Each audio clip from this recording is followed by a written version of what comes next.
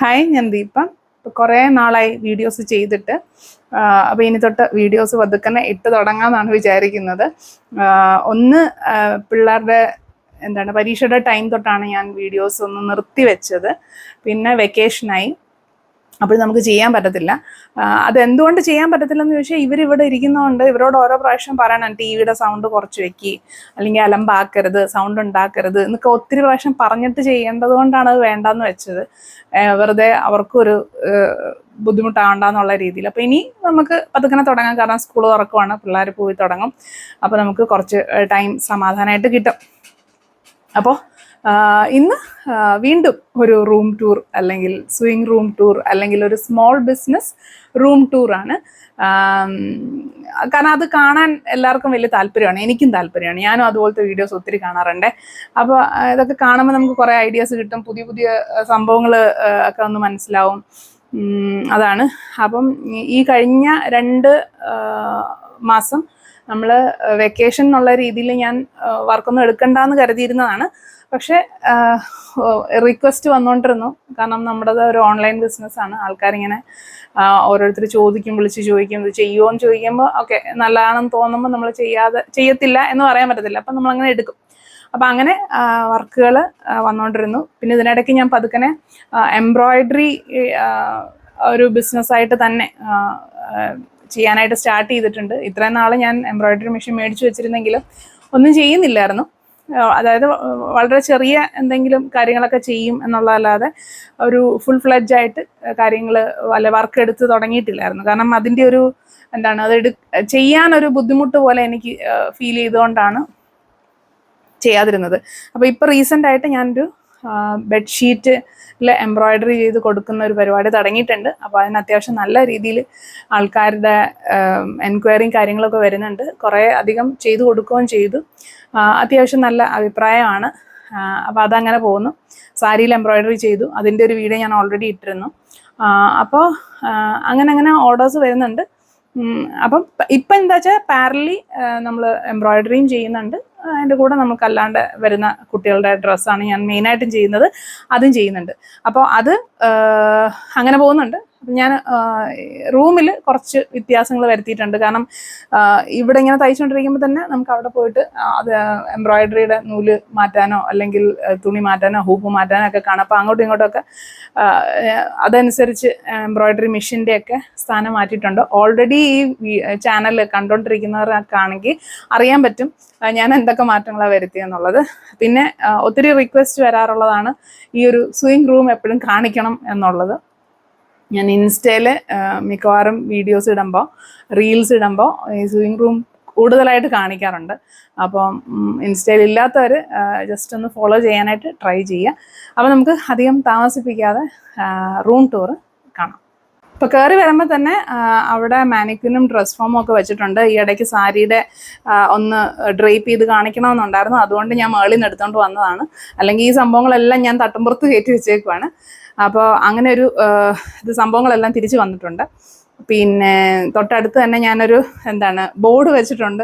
കാരണം ഇപ്പോൾ പാരലി വർക്ക് വരുന്നുണ്ട്. ഞാൻ അല്ലെങ്കിൽ ഒരു വർക്കിന് ശേഷം അടുത്ത വർക്ക് എടുക്കാറുള്ളൂ. ഇപ്പോൾ എന്ന് വെച്ചാൽ പാരലി നമ്മൾ വർക്ക് ചെയ്യുന്നുണ്ട്.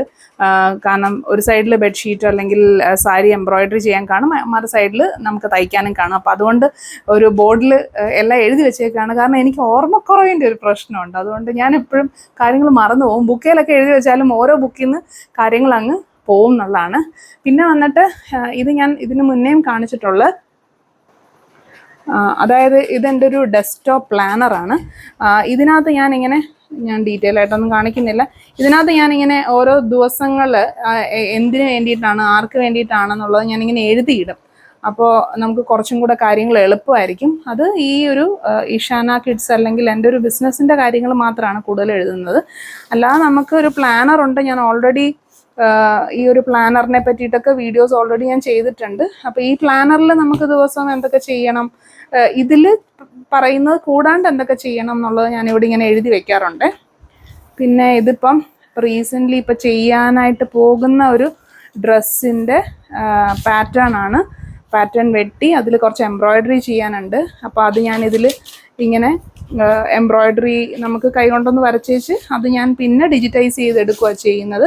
അപ്പം ഇത് ഞാൻ ചെയ്ത് തീർത്തിട്ടുണ്ട്. ഇവിടെ ഞാനത് ചെയ്ത് വെച്ചിട്ടുണ്ട്. ഇത് നമ്മുടെ ചെസ്റ്റ് പോർഷനാണ്. അല്ലാതെ സ്ലീവ് പോർഷനിൽ ചെയ്തേക്കുന്നതാണിത്. അപ്പോൾ ഇത് എങ്ങനെയാണ് ചെയ്യുന്നതെന്ന് വെച്ച് കഴിഞ്ഞാൽ ഇതിൽ ഞാൻ വരച്ച് വെച്ചിട്ട് അത് നമ്മൾ ഒരു ഗ്രാഫ് വെച്ച് കമ്പ്യൂട്ടറിലോട്ട് ആക്കിയിട്ട് അവിടെ ഡിജിറ്റൈസ് ചെയ്ത് എടുക്കുവാണ് ചെയ്യുന്നത് കേട്ടോ. ജസ്റ്റ് നിങ്ങൾക്കൊരു ഐഡിയ കിട്ടാനാണ്. എൻ്റെ ഡീറ്റെയിൽ ആയിട്ടൊക്കെ നമ്മൾ ഡിജിറ്റൈസിങ്ങിൻ്റെയും കമ്പ്യൂട്ടറൈസ്ഡ് എംബ്രോയ്ഡറി മെഷീൻ്റെ ഒക്കെ കോഴ്സസ് ഒക്കെ ചെയ്യണമെന്നുണ്ട്. പക്ഷെ ഇതൊന്നും എല്ലാം നമ്മൾ തന്നെ ചെയ്യുന്നതുകൊണ്ട് ഇതെല്ലാം ഇച്ചിരി ടൈം എടുക്കും. ഓക്കെ, അപ്പോൾ അത് പിന്നെ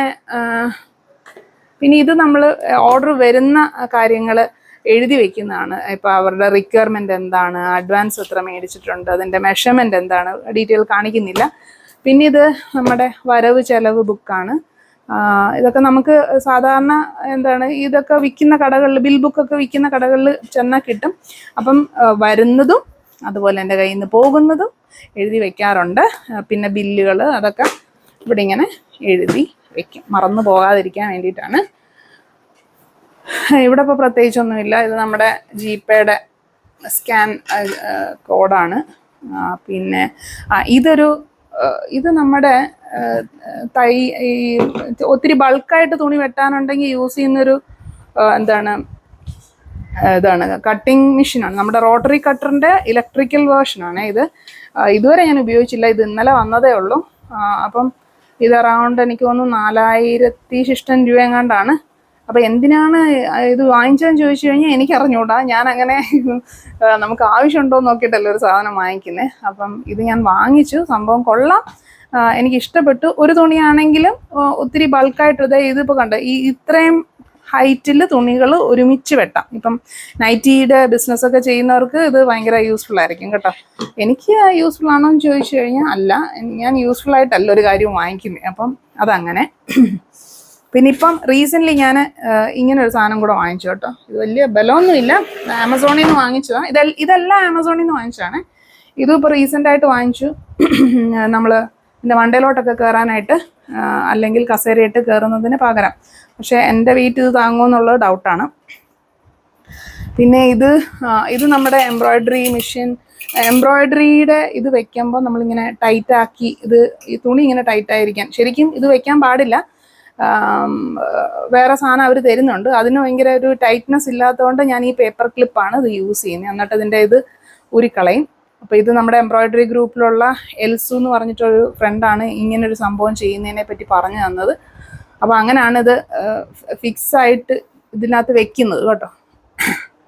പിന്നെ ഇവിടെ ഞാൻ കുറച്ച് ആശകളും ആഗ്രഹങ്ങളും പിന്നെ ഈ ബ്ലൗസ് സ്റ്റിച്ചിങ്ങിൻ്റെയൊക്കെ ഫോർമുലയും കാര്യങ്ങളൊക്കെ എഴുതി വെച്ചിട്ടുണ്ട്. പിന്നെ ഇതിനകത്ത് കുറേ ചപ്പുചവറുകളാണ്. ഇതൊക്കെ ഓൾറെഡി നിങ്ങൾക്കൊക്കെ അറിയാവുന്ന സാധനങ്ങളൊക്കെ തന്നെയാണ്. ഇതൊക്കെ ഇപ്പം ഇങ്ങനെ ഇരിക്കുമെങ്കിലും ഓരോ പണി കഴിയുമ്പോഴും കംപ്ലീറ്റ് ഇത് പുറത്ത് ചാടും. ഓക്കെ, ഇതും അതുപോലെ തന്നെ എംബ്രോയ്ഡറി ഹൂപ്പും കാര്യങ്ങളും ഒക്കെയാണ്. പിന്നെ ഇവിടെ ഞാൻ ഇപ്പോൾ അഡീഷണൽ ആയിട്ട് വന്നേക്കുന്നത് കുറച്ച് ബെഡ്ഷീറ്റ്സ് ആണ്. അപ്പം ഞാൻ ഓൾറെഡി ബെഡ്ഷീറ്റ്സ് വാങ്ങിച്ച് വെച്ചിട്ട്, ഇതിപ്പോൾ എല്ലാവരും ചോദിക്കുന്നുണ്ട് എവിടെ നിന്നാണ് ബെഡ്ഷീറ്റ് വാങ്ങിക്കുന്നത് എന്നുള്ളത്. അത് പലയിടത്തു നിന്നായിട്ടാണ് വാങ്ങിക്കുന്നത്. എല്ലായിടത്തും കറക്റ്റ് ഒരു ഇതിന് കിട്ടാറില്ല. അപ്പം കിട്ടുന്ന അത്രയും വാങ്ങിച്ച് വെച്ചേക്കും. അപ്പോൾ ഇതിന്ന് ആൾക്കാർ ചൂസ് ചെയ്യുക, അതിനെ ബേസ് ചെയ്ത് നമ്മൾ എംബ്രോയ്ഡറി ചെയ്ത് കൊടുക്കുക എന്നുള്ള രീതിയിലാണ് ഇപ്പോൾ ചെയ്യുന്നത്. അപ്പോൾ ഇപ്പോൾ ഈ ഒരു മെഷീൻ പണ്ട് ഇവിടെ ആയിട്ടാണ് ഇരുന്നത്. അത് പിന്നെ ഇവിടെ വെച്ച് നോക്കി, പിന്നെ ഇവിടെ ഞാൻ വെച്ചു. കാരണം എന്ന് വെച്ചാൽ ഇത് ഓരോ പ്രാവശ്യവും നമുക്ക് നൂല് പൊട്ടുകയോ ഒക്കെ ചെയ്യുമ്പോൾ നൂല് മാറ്റുക എന്നൊക്കെ പറയുന്നത് ഓരോ പ്രാവശ്യം വന്ന് കുനിഞ്ഞ് ഇരുന്ന് ചെയ്യേണ്ടത് ഭയങ്കര ഒരു ബുദ്ധിമുട്ടായിട്ട് എനിക്ക് തോന്നിയിട്ടാണ് ഞാൻ ശരിക്കും പറഞ്ഞാൽ ഒരു പരിപാടിയും ചെയ്യാതിരുന്നത്. ഇപ്പോഴും കഴുത്തുവേദന ഉണ്ടോ എന്ന് ചോദിച്ചാൽ ഇതിൻ്റെ പരിപാടി തുടങ്ങിയപ്പോൾ തൊട്ട് എനിക്ക് കഴുത്തുവേദന വീണ്ടും ഭയങ്കരമായിട്ട് തുടങ്ങിയിട്ടുണ്ട്. പക്ഷേ നമുക്ക് അതുകൊണ്ട് നമുക്കിത് ഒഴിവാക്കാൻ പറ്റാത്തതുകൊണ്ട് ഇതിങ്ങനെ വെച്ചേക്കുവാണ്. അപ്പോൾ ഇതിൻ്റെ പൊസിഷൻ കറക്റ്റ് ആക്കുന്നതനുസരിച്ച് നമുക്ക് ചെയ്യാൻ പറ്റും എന്നാണ് എൻ്റെ ഒരു വിശ്വാസം. എനിക്കറിയത്തില്ല, ഇപ്പോഴും ഇതിൻ്റെ പൊസിഷൻ കറക്റ്റായിട്ട് എനിക്ക് കിട്ടിയിട്ടില്ല. പിന്നെ ഇതിപ്പം ഈ നമുക്ക് ചെയ്യാനുള്ള തുണികൾ ഞാനിപ്പോൾ ഇതിനകത്താണ് വെക്കുന്നത്. ഒരു പെട്ടി വാങ്ങിച്ചു വെച്ച്, കാരണം അല്ലേ പല വഴിക്കായിട്ട് പോവും. കസ്റ്റമറുടെ തുണിയായിട്ട് കിട്ടുവാണെങ്കിൽ ഞാൻ ഇതിനകത്ത് വെക്കും, അല്ല കസ്റ്റമറിന് വേണ്ടിയിട്ടുള്ള തുണി മേടിക്കുവാണെങ്കിൽ ഞാനിപ്പോൾ ഇതിനകത്ത് വെക്കും. അപ്പോൾ അങ്ങനെയാണ് അതിൻ്റെ പരിപാടികൾ. പിന്നെ പ്രത്യേകിച്ച് നമ്മുടെ മെഷീനൊക്കെ ഈ ഒരു മെഷീൻ ഞാനൊന്ന് കൊടുക്കണം എന്നൊക്കെ കരുതിയതാണ്. പിന്നെ ഇപ്പോൾ കൊടുക്കാതെ ഇവിടെ തന്നെ വെച്ചേക്കുവാണ്. അധികം യൂസ് വരുന്നില്ല എനിക്ക്. ഏതെങ്കിലും ഒരു മെഷീൻ മതി ശരിക്കും പറഞ്ഞാൽ. ഇത് ഞാൻ ഇടയ്ക്ക് വേറൊരാൾ ഹെൽപ്പിനുണ്ടായിരുന്നതുകൊണ്ട് എടുത്തതാണ്. പക്ഷെ അത് പിന്നെ ഇപ്പോൾ ഒരു സ്ഥലം മെനക്കേട് പോലെ തോന്നുന്നുണ്ട്. എങ്കിലും കൊടുക്കാനൊരു വിഷമം, കാരണം ഇപ്പം ഈ ഒരു റേറ്റിന്, ഞാൻ മേടിച്ച റേറ്റിന് ഇപ്പം അത് കിട്ടണമെന്നില്ല. ഓക്കെ. പിന്നെ ഇതിനകത്തൊക്കെ ചേഞ്ചസ് ഒക്കെ ഞാൻ ഇതിനകത്ത് അങ്ങോട്ടും ഇങ്ങോട്ടൊക്കെ ചേഞ്ചസ് വരുത്തി. ഇവിടെ ക്യാമറയും മറ്റു കാര്യങ്ങളും, ഇതിൻ്റെ മണ്ടയിൽ നമ്മുടെ എംബ്രോയ്ഡറി മെഷീന് വേണ്ടിയിട്ടുള്ള സാധനങ്ങളാണ്. പിന്നെ താഴെ മുത്തും കാര്യങ്ങളൊക്കെയാണ്. ഇത് ഫുള്ള് അലമ്പായിരിക്കുവാണ്. ഇത് അങ്ങനെ തന്നെ മുത്തും പിന്നെ ഇതിൻ്റെയൊക്കെ ഞാൻ റിവ്യൂ ചെയ്തോന്ന് എനിക്ക് അറിഞ്ഞൂടെ. ഇത് നമ്മുടെ ഈ പ്രസ് ബട്ടൺ പിടിപ്പിക്കുന്ന അതിൻ്റെ ടൂളാണ് കേട്ടോ. ഇതെനിക്ക് തോന്നുന്നു ഓൾറെഡി യൂട്യൂബിലൊക്കെ ഇതിൻ്റെ വീഡിയോസൊക്കെ ഉണ്ട്. പ്രസ് ബട്ടൺ പിടിപ്പിക്കുന്ന ഒരു ടൂളാണിത്. പിന്നെ ഇങ്ങനെ മുത്തുകളും കാര്യങ്ങളൊക്കെ ഒന്ന് ജസ്റ്റ് ഒന്ന് എടുത്ത് വെച്ചേക്കുന്നതാണ്. ഇവിടെ അങ്ങനെയൊക്കെ തന്നെ. ഇതൊക്കെ ഇങ്ങനെ ഇരുന്ന് കഴിഞ്ഞാലും ആവശ്യത്തിന് നോക്കുമ്പോൾ ചിലപ്പോൾ ഒന്നും കാണത്തില്ല. പിന്നെ ഈ ഒരു മെഷീൻ, ഇത് ഞാൻ എനിക്ക് തോന്നുന്നു 10,000-3000 രൂപയായി ഈ ഒരു മെഷീൻ. പക്ഷേ ഇതെന്ന് പറഞ്ഞാൽ ഈ മുത്ത് നമ്മൾ സാധാരണ ഗ്ലൂ വെച്ച് ഒട്ടിച്ചേച്ച് അതിൻ്റെ പുറകിൽ നമ്മൾ തേച്ച് പിടിപ്പിക്കുകയാണല്ലോ ചെയ്യുന്നത്. അതിന് പകരം ഇത് ഹീറ്റായി വന്നിട്ട് നമുക്ക് മുത്ത്, ചില പ്രത്യേകതരം മുത്ത് മാത്രം കേട്ടോ, അടിവശത്ത് കറുപ്പ് കളറുള്ള ആ മുത്തൊക്കെ തന്നെയാണെന്ന് തോന്നുന്നു. അത് ഇങ്ങനെ ഒട്ടിക്കാനായിട്ട് മേടിച്ച സാധനമാണ്. പക്ഷേ ഞാൻ ഇതുവരെ അത് വർക്ക് ചെയ്യിപ്പിച്ച് നോക്കിയിട്ടത് അത് കറക്റ്റായിട്ട് അത് ഒട്ടിക്കണ്ടില്ല. എനിക്കെന്തോ അത് വേസ്റ്റായി പോയതുപോലെ തോന്നി. എന്തായാലും അങ്ങനെ കുറച്ച് പൈസ പോയിട്ടുണ്ട് കേട്ടോ. അപ്പോൾ ഒരു എന്തുവാണ് ഇതിൻ്റെ പേര്, ഞാൻ റൈൻസ്റ്റോൺ ഫിക്സിങ് അങ്ങനെ എന്തോ ഒരു പേരാണ് ഇതിൻ്റെ. അപ്പോൾ അതങ്ങനെ. പിന്നെ ഇതാണേലും ഞാൻ വേറെ കുറച്ച് അടുക്കി പെറുക്കുകയൊക്കെ ചെയ്തു, അത്രേ ഉള്ളൂ. അല്ലാതെ പ്രത്യേകിച്ച് ഒന്നുമില്ല. പണ്ടത്തെ ഉണ്ടായിരുന്ന സാധനങ്ങളൊക്കെ തന്നെയാണ്. ഇത് നമ്മുടെ ബാപ്റ്റിസം സെറ്റിൻ്റെ ഡെക്കറേറ്റ് ചെയ്യാൻ യൂസ് ചെയ്യുന്ന സാധനങ്ങളും മറ്റു കാര്യങ്ങളൊക്കെയാണ് ഈ ഇരിക്കുന്നത്. പിന്നെ എൻ്റെ ഗ്ലൂ ഗണ്ണിൻ്റെ ഗ്ലൂ സ്റ്റിക്കും കാര്യങ്ങളൊക്കെ, കുറച്ച് ലേസും അങ്ങനെയുള്ള സാധനങ്ങൾ. പിന്നെ എടുത്ത് പറയത്തക്ക ഒരു സംഭവം എന്ന് വെച്ച് കഴിഞ്ഞാൽ അതേ ഈ ഒരു ഇങ്ങനെ റോൾ ചെയ്യുന്നൊരു സ്റ്റൂളെന്ന് പറയാൻ പറ്റുമോ എനിക്കറിയത്തില്ല. നമ്മുടെ ഈ ഡെൻറ്റിസ്റ്റിൻ്റെ ഒക്കെ കയ്യിലിരിക്കുന്ന പോലത്തെ ഒരു ചെയറല്ല, സ്റ്റൂളാണിത്. അപ്പോൾ ഇതെന്തിനാണ് വാങ്ങിച്ചതെന്ന് ചോദിച്ചു കഴിഞ്ഞാൽ, ഞാൻ ഇവിടെ ഇരുന്നിട്ടായിരിക്കും തയ്ക്കുന്നത്. എന്നുവെച്ച് പിന്നെ അങ്ങോട്ട് പോയിട്ട് നൂല് മാറ്റും, ഇങ്ങോട്ട് വന്നിട്ട് തുണി വെട്ടും. അപ്പം അങ്ങനെ ഇവിടെ കുറച്ച് ചവറും ചപ്പും ഒക്കെയാണ് കേട്ടോ. അപ്പോൾ അതിന് വേണ്ടിയിട്ടാണ് ഞാൻ ഈ ഒരു സംഭവം വാങ്ങിച്ചത്. ഇതിന് വലിയ ബലമോ വലിയ ഗുണമോ ഉള്ള സാധനമൊന്നുമല്ല. പക്ഷേ ഇപ്പോൾ തൽക്കാലത്തേക്ക് ഇതിൻ്റെ ഒരു പർപ്പസ് അത് സെർവ് ചെയ്യുന്നുണ്ട്. അപ്പം ഇതൊരു നല്ലൊരു ഐഡിയ ആണ് കേട്ടോ.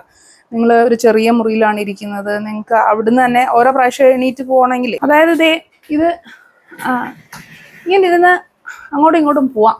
പിന്നെ ഇത് നമുക്കിതിൻ്റെ സൈസാണെങ്കിലും പൊക്കവും താത്തും ഒക്കെ ചെയ്യാം. എനിക്കിത് എൻ്റെ വെയിറ്റിൻ്റെ ആണോന്ന് അറിയത്തില്ല. ഇത് അത്ര വലിയ ബലമുള്ള സാധനമൊന്നുമല്ല, പക്ഷെ സ്റ്റിൽ നമുക്കത് ഭയങ്കര യൂസ്ഫുൾ ആണ്. ഇപ്പം ഞാൻ ഇവിടെ ഇരുന്ന് തയ്ച്ചുകൊണ്ടിരിക്കുന്നതിൻ്റെ ഇടയ്ക്ക് നമുക്ക് ഇങ്ങോട്ടും പിന്നെ എൻ്റെ ഈശോയെ കാരണം ഞാൻ പറഞ്ഞില്ല വലിയ ബലമുള്ള സാധനമൊന്നുമല്ല, പക്ഷെ എനിക്കത് കുറച്ച് ഒന്ന് പൊങ്ങിയേച്ച് എണീക്കണം എന്നുള്ളതേ ഉള്ളൂ.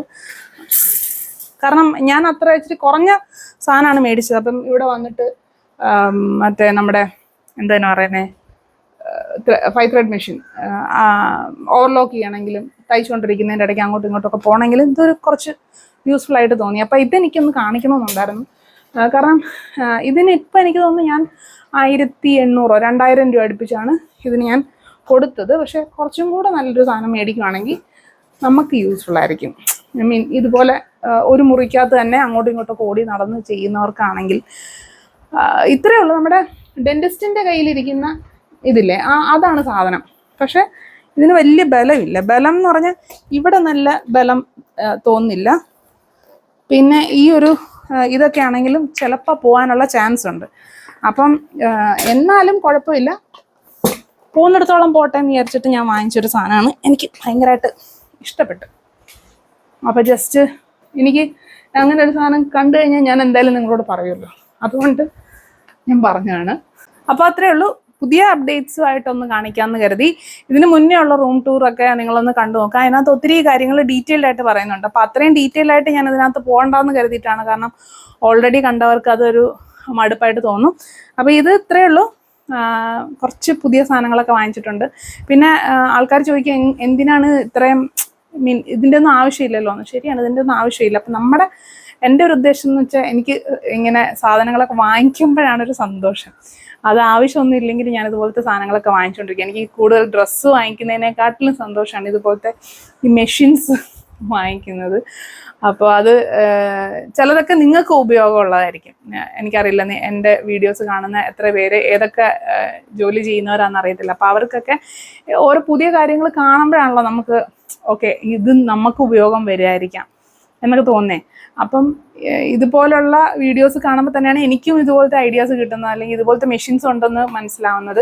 ഇപ്പം ഞാൻ നേരത്തെ കാണിച്ച ആ ഒരു റോട്ടറി കട്ടറിൻ്റെ തന്നെ വലുതുണ്ട് കേട്ടോ, വലുതുണ്ട്. ഇതിപ്പോൾ എനിക്കൊന്ന് 4000 ശിഷ്ടം ആണ്, 7000-ൻ്റെ ഉണ്ട്.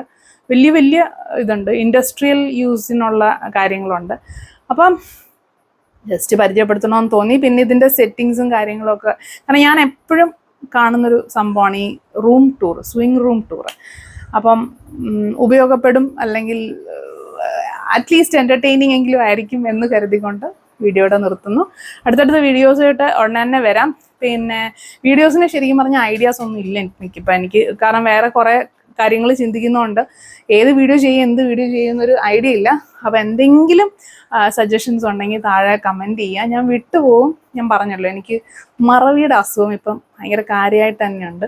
അപ്പോൾ അത് ഞാൻ ചുമ്മാ പറയുന്നതല്ല, കാര്യമായിട്ട് ഞാൻ മറന്നു പോകുന്നുണ്ട് പല കാര്യങ്ങളും.